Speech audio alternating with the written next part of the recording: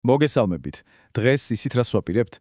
ერთად ჩავყვინთავთ დეილ კარნეგის უკვდავ კლასიკაში, იმის შესახებ თუ როგორ უნდა მოვიპოვოთ მეგობრები და გავლენა. ხო და მზად ხართ რომ სულ რაღაც 5 წუთში კომუნიკაციის ხელოვნების მასტერკლასი გაიაროთ? დარწმუნებული ვარ, ეს კითხვა ყველას დაგვადებია, არა?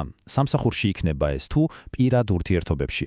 ხო და იცით რა არის საინტერესო? პასუხი ბევრად მარტივია, ვიდრე გგონია და ყველაფერი, მართლა ყველაფერი ერთ ფუნდამენტურ პრინციპს ეფუძნება. დიახ, ეს არის მთელი საიდუმლო. და მინდა ხაზი გაუსვა, ეს არ არის რაღაც манипуляცია, საერთოდ არა.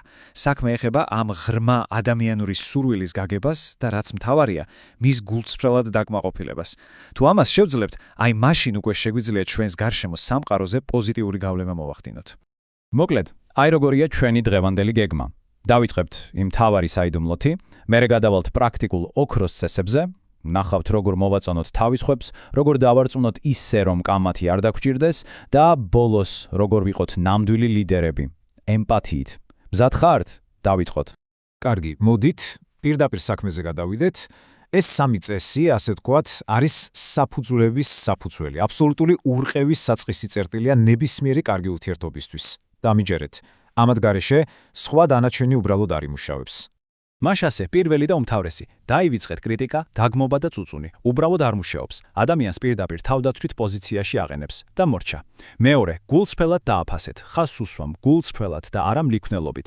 ეს პატარა რამ საუსრებებს ახდენს. და მესამე, რომელიც ალბათ ყველაზე მნიშვნელოვანია, სწავეთ დაინახოთ სამყაროს სხვისი თვალით. გაუღვიძეთ მათ სურვილი. ისაუბრეთ იმაზე, რაც მათ უნდათ და არა იმაზე, რაც თქვენ გჭირდებათ. კარგი, ახლა გადავდივართ შემდეგ საფეხურზე. აქ უკვე საუბარი აღარაა მხოლოდ იმაზე, რომ ვინმე არ გავანაწყენოთ, არა, აქ ვსაუბრობთ იმაზე, თუ როგორ შეგვიძლია აქტიურად მოვაწონოთ და შევაყვაროთ თავი ადამიანებს.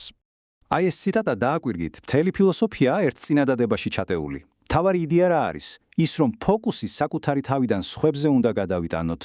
გულწრფელი ინტერესი დამიჯერეთ სასწაულებს ახდენს. თქვენი პრაქტიკული ჩეკლისტი. თუ გნებავთ, პირველი, გამოიჩინეთ გულწრფელი ინტერესი. მეორე, გაიღიმეთ. არაფერი არ ჯდება და უდიდესი ძალა აქვს.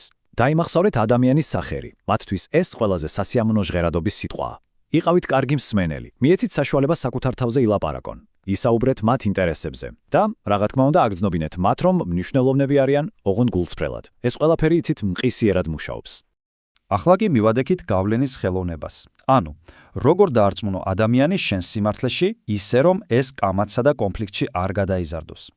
შეხედეთ ამ შედარებას. ყველაფერი ნათელია. კამათი რას იწვევს? წყენას.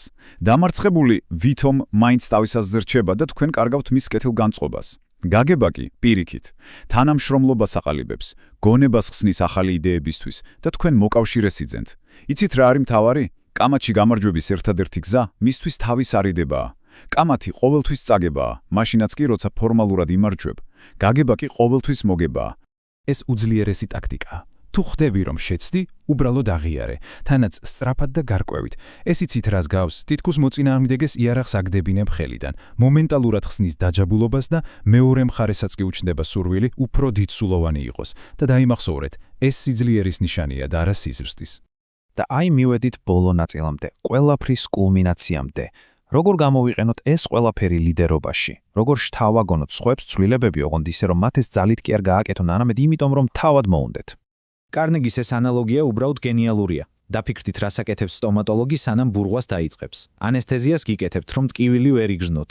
ზუსტად ასეა აქაც. ქება და გულწრფელი დაფასება არის ის ანესთეზია, რომელიც კრიტიკას, ანუ ბურღვას, ნაკლებად მტკივნეულს და ბევრად უფრო იოლად მისაღებს ხდის. კიდევ ერთი ძალიან მაგარი ხერხი. ეს ფაქტობრივად ადამიანს აგრძნობინებს, რომ თქვენს ჩვეულებრივი მოკვდავი ხართ და არც თქვენ ხართ უშეცდომო. როცა საუბარს იწყებთ იმით, თუ როგორ შეგეშალათ რაღაც მსგავსი წარსულში, თქვენი შენიშვნა უკვე აღიქმება არა როგორც ბრალდება, არამედ როგორც მეგობრული რჩევა. ეს არის კლასიკური ბრძანება. კი ბატონო, შეიძლება საქმე გაკეთდეს, მაგრამ რა ფასად? ეს იწვევს ფარულ წინააღმდეგობას, უკმაყოფილებას. ადამიანი თავს გრძნობს არა გუნდის წევრად, არამედ უბრალოდ ბრძანების შემსრულებლად. აქ კი უკვე სულ სხვა სურათია. კითხვის ფორმა, როგორ ფიქრობთ, შევძლებთ, ადამიანს აძლევს არჩევანის თავისუფლებას და პასუხისმგებლობის გრძნობას. ბრძანება იქცევა თანამშრომლობად. ეს არის ნამდვილი ლიდერობა.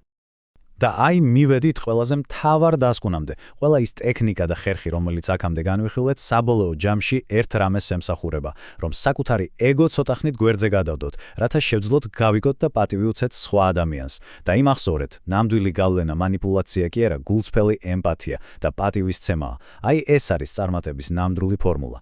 ახლა კი ჯერი თქვენზეა. ხომ იცით, ცოდნა მხოლოდ მაშინ არის ძალა, როცა მას ვიყენებთ.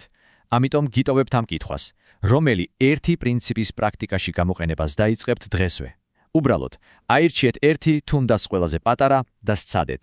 გარწმუნებთ, შედეგით თავადაც გაოცებული დარჩებით.